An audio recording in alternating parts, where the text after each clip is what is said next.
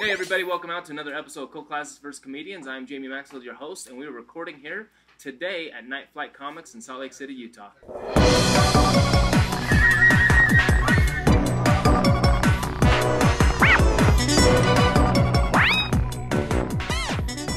And I am joined by these four very funny people to talk about some films today. I've got Gavin Sheehan, I got Eileen and Erin Dobbins, and Hi. Andrew Jensen. Hi. What's up? Hey. Welcome out to the show, guys. I'm We're going glad. to talk about, this is my submission for today. This is your film? This is my film. We're Okay. talking about my film today called Six String Samurai. For those people that haven't seen Six String Samurai, which is probably like 18 people out there in the entire world that haven't seen this film. I hadn't seen it. There's one. So Okay. 17 I other haven't seen people. it. Let's be clear. Six- This is a Sundance official submission Yes. Yes, submitted it was submitted. or accepted? film. Accepted. It was played Okay. in Okay. 98. Rightly so. I thought like that was their impressive credit. It's like we submitted this to Sundance. All right. Because I've submitted to a lot of things. So, the film is actually, the concept of the film is it's the 1950s, and Russia has actually launched a nuclear war and caused an apocalypse, right? And at the time, the leader of the free world, who lives in Las Vegas, Nevada, is Elvis Presley, the king. Well, Elvis dies, and so now they've got to find a new king, right? So all of these people are traveling to Vegas to compete, I guess. They don't, I guess they have a guitar off. And so our hero, who his name is, what is his name in the Buddy. show? Buddy. Buddy, like Buddy, yeah. He's traveling the land, trying to get to Vegas. He's got a samurai sword, and he plays a six string, right? Yeah. So he's trying to get there, and of course, on his way, there's a number of fight scenes. Many fight scenes. Yes. That's all it is.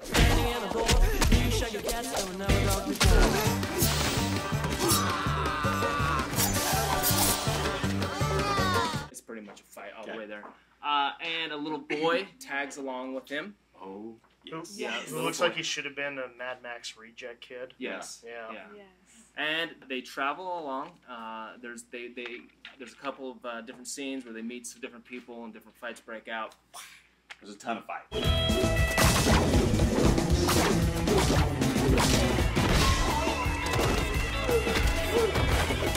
Yes. And they get down to Vegas. Our hero ends up dying, and spoiler alert.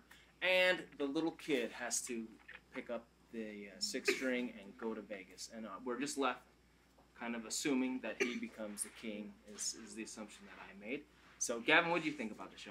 I enjoyed it. There were parts of it where I was just like, what am I truly watching here? But there were sections of that I really enjoyed.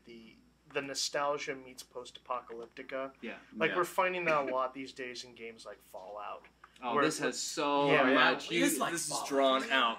Except it's very much this is what would happen if we continue doing the Buddy Holly, Richie Yeah. Vans, Yeah. like that type of music kind of era. Like they have bowling teams in this one. The ball bowling team. Yeah. Pin Pals is Yes. what they were named. The Pin Were they the Pals. Pin Pals? They were Yes. the Pin I didn't know Pals. they had a name. I mean, maybe I wasn't paying P.I.N.. attention as much as I should have been. Yes. The beginning was a little harder.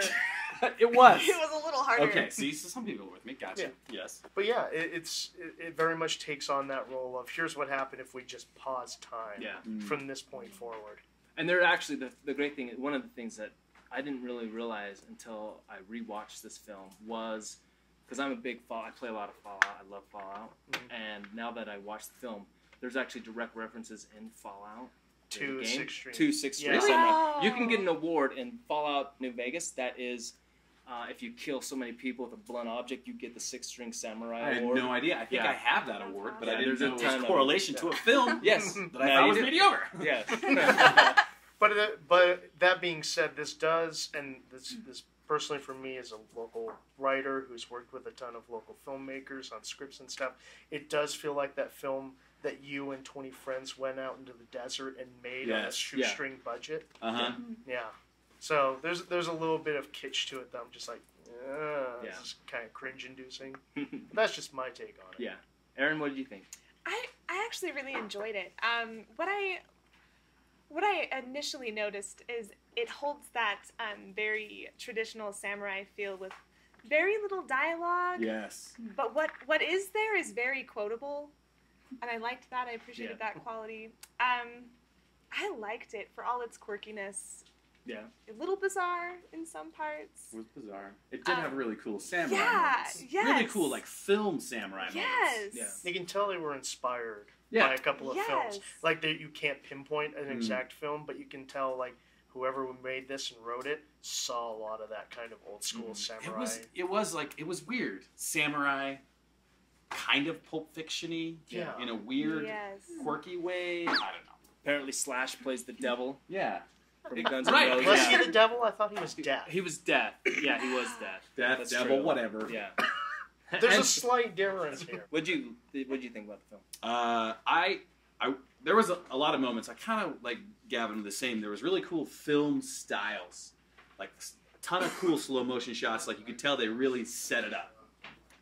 In between that, it was very, I don't know, all over the place, which sometimes is good, but it took me a minute to get into it. Like the first 20, 30 minutes, I was like, I don't know if I like You this have to film. like wade through the absurdity for Yeah. a minute. Like the post-apocalyptic family. Yeah, Yes. that scene actually, I couldn't do it. I didn't like it. I didn't like the way it was filmed. It I didn't made like the way. zero sense of them being there and then running away. Yeah, the And end their was good. blatant disregard and kind of their disdain for the windmill people. Yeah. The poor windmill people. I know they're just windmill who people. were just like the rejects of the doctors off of ET that come in the astronaut suits and they're like just strapped on. totally what they like, were. Well, at first I heard voices and I was like, is Darth Vader making an Yeah. appearance? Yeah. Like, what is happening here? Did this universe have like a speed limit that we knew nothing about? Because Yeah. everything rolled at 15 miles Yes. per hour. I was gonna The say comedy that happens so when they have slow. that when they have like the chase scenes. Yeah. And they're running, they're doing like it's like Mad Max Fury Road, but it was 90-year-old drivers were in the The car. just like, geriatric. just- yeah. Yeah, the guy came to jump on the car, and the car wasn't even moving, Yeah. and then it just goes.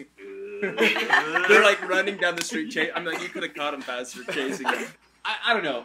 It's weird to me because I did like the style, but Yeah. it just was hard for me to love it. Yeah. That's all. Eileen, how about you?